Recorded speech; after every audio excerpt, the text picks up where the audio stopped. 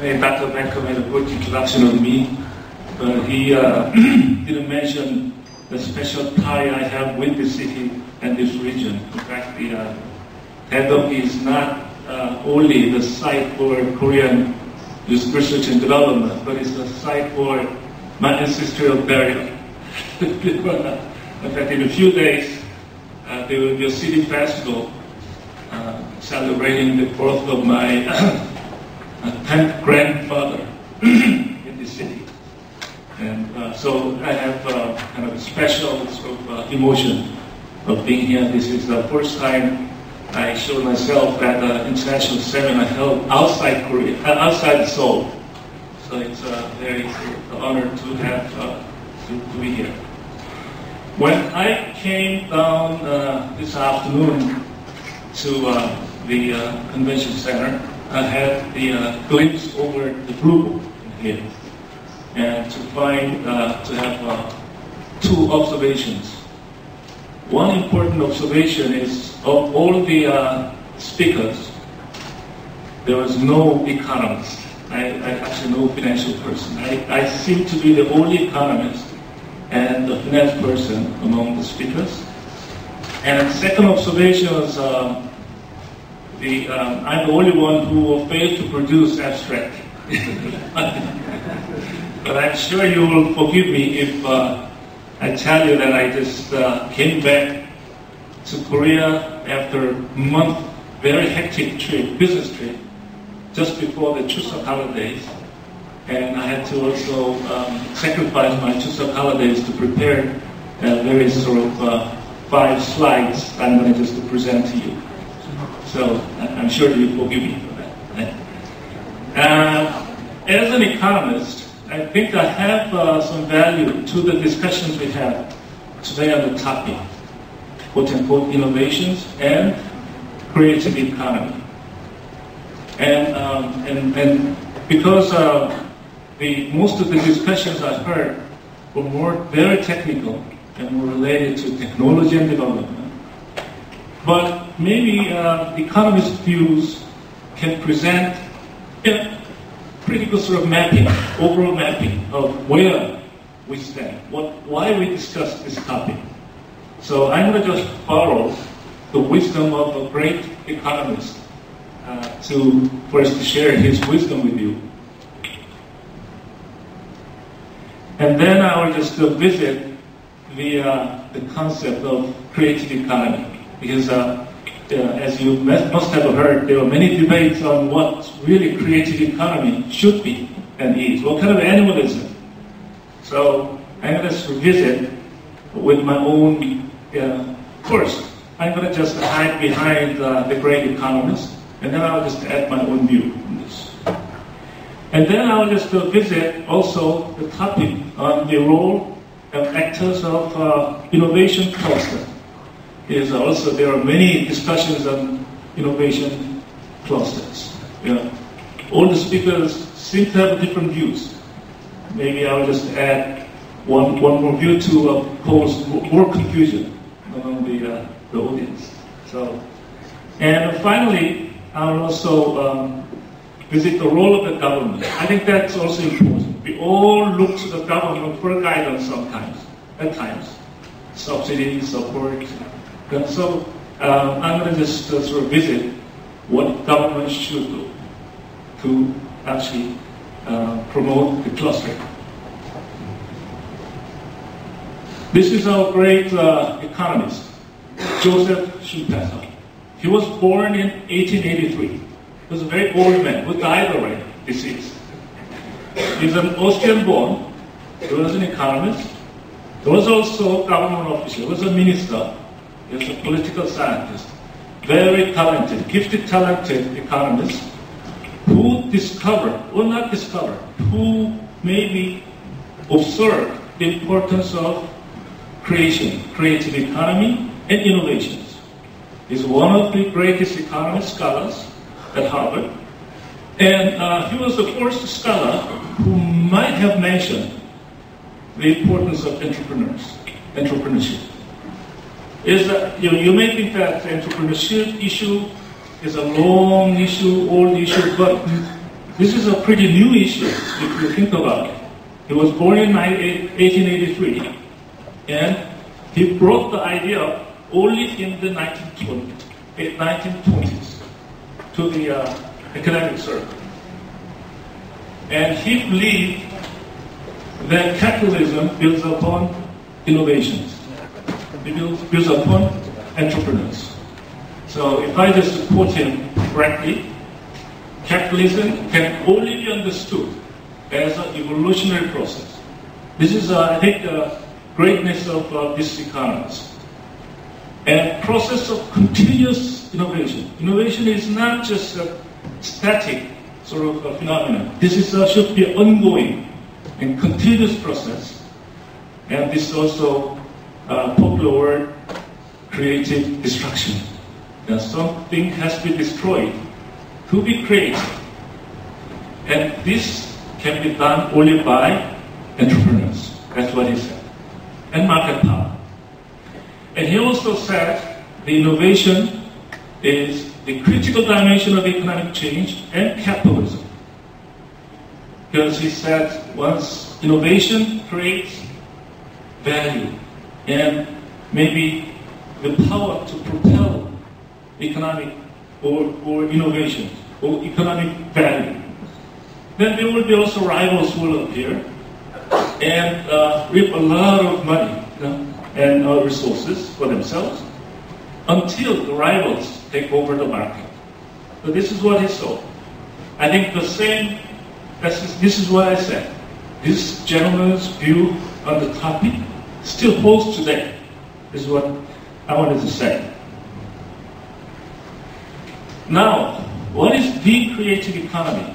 As James just mentioned, I think that politicians are always kind of naughty in picking the words for themselves and abuse these words. I think creative economy is one of them, in my view. If there is a creative economy, it should be able to nurture the process of creative destruction. This is what we have to understand. So the existing paradigms, also James mentioned paradigms, in undertaking economic activities can be destroyed for better and more efficient ones. And some audience actually, there was a question on linearity. In economics, there is an important assumption hypothesis, which is the diminishing returns. If you just add resources more and more, the returns will diminish. Or at best, it will be linear. In other words, organic growth. If you just put more resources, you have more production. But in a creative economy, this paradigm should be broken. There should be a non-linear, there's a quantum leap in terms of productivity. Who does it? Entrepreneurs. And for the entrepreneurs to perform their functions to contribute to the constructive destruction, there should be a proper, enabling, conducive socio-economic environment and systems. And that is the key to the topic. But this is a daunting task. Why? Because it could create a social dilemma, socio-economic dilemma, cultural dilemma in all respects. Why? Because all this destruction or change will create losers and winners. This is especially, I said I put the quotation, and last I said today. What Schumpeter didn't see clearly was the substance, the nature of the economy that we face. What we face, we have a globalized economy. We have the economy with widening inequalities. In other words, in the past, innovation could take place within one local economy or in one national economy. But now, in a globalized economy, some of these innovations cease to be innovations because the economic barrier has been eliminated, abolished. That means if innovation, innovation should have a global impact, or innovation should be able to destroy the existing format, paradigm of the globe, not of the local economy, or regional economy, or national economy. What are the downside of this, the creative economy? Most of the innovations are basically geared towards efficiency.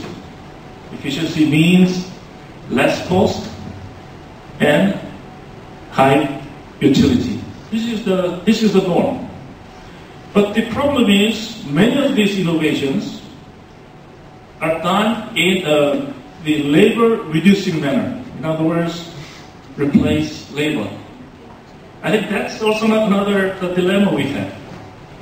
The more innovative economy we have, the more inequality is created. Look at what is this gentleman, Microsoft. And if you just go to Silicon Valley, there are tons of the techies who made a fortune. They just haven't made only $10,000 or $1 million. They made multi thousands of $1 million by having a new innovation. The problem is that fair. I think the hindsight is there are tons of unemployed who have to make a living by just working 3 shifts. I think this is a serious issue. So, creative economy has another requirement, which is it should be balanced. We have to achieve a quantum leap from innovations in terms of productivity, in terms of efficiency, but at the same time, it should be address the downside, such as the unemployment, inequality, and social goals. But this is maybe I think this is put as the rough picture of creative economy. Now, having said that, what would be the expected role of innovation clusters? I think innovation clusters have accelerated the process of innovation and constructive disruption and non-linear economic advancement. In order to do that, I think that there are two main kind of the substances, the contents of this innovation cluster. One is connectivity, and the other one is cross-fertilization. By simply putting the same actors with the same goal in one pot, I don't think there will be any cross-fertilization. Or, as one speaker mentioned, wining and dining. By even having more opportunities for wining and dining among the players in the cluster, we can just increase connectivity. But if connectivity and cross-fertilization cannot be obtained, secured, or promoted, I don't think an innovation cluster has any meaning, in my view. So it should also lead to convergence for new paradigm of production, and also it should be able to take advantage of economy of scale in the use of physical and institutional infrastructure. And there should be a certain function of hub and spoke. I cannot say which sort of actor has to play the role of hub, which actor should play the role of spokes. The main sort of characteristic of hub and spoke is the spokes cannot communicate with each other. It can communicate only through hub. So the agency can play the role of hub, or maybe by promoting networking among hubs, among spokes, we can also increase the connectivity, and also we can promote even better cross-borderization. And voluntary clustering and induced clustering, I think it's also important. And Malcolm introduced tech city, for example. It was a voluntary process. Voluntary process is definitely different from the induced with clustering. And there should be a difference in terms of government promotional policies in retaining, promoting these clusters, depending on the nature of this clustering. And driving actors, large corporations can play a role, universities can play a role, large research centers, government-sponsored science technology parks, even government can play the role. I think it all depends on the culture and nature of each economy or each region. Now,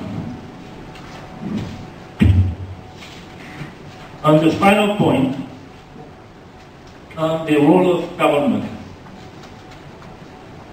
And the government tends to think that maybe physical sort of clustering will lead to increased connectivity or cross-borderization. I think this is a myth. And especially when it comes to R&Ds and commercialization of new innovation, because usually the innovators try to protect their right. Confidentiality is important. So the question is how these actors should be promoted to communicate more efficiently, effectively, and communicate better. And we saw many examples of failure in clustering, industrial clustering, innovation clustering, mainly because of the misconception of the government in sort of promoting the modality. I think that's what I wanted to say. And ill-conceived government interventions could lead to really serious and adverse effects. For example, property speculation. And I remember that in Seoul, in Samsung-dong area, at one point was called Techno Valley, and they were gone because government intervention poured money in the ventures, and they're gone. And there was also speculation on the land, and land price has gone up, rental has gone up. They cannot sort of be sustained, especially for ventures. Ventures have to burn cash at the initial stage. So the government policy should be really discretionary and should really well conceived. And this is the point I'd like to make. And provision of physical and institutional infrastructure alone cannot achieve the job. And I'd like to sort of break the misconception that especially the Korean government has on this topic. Thank you.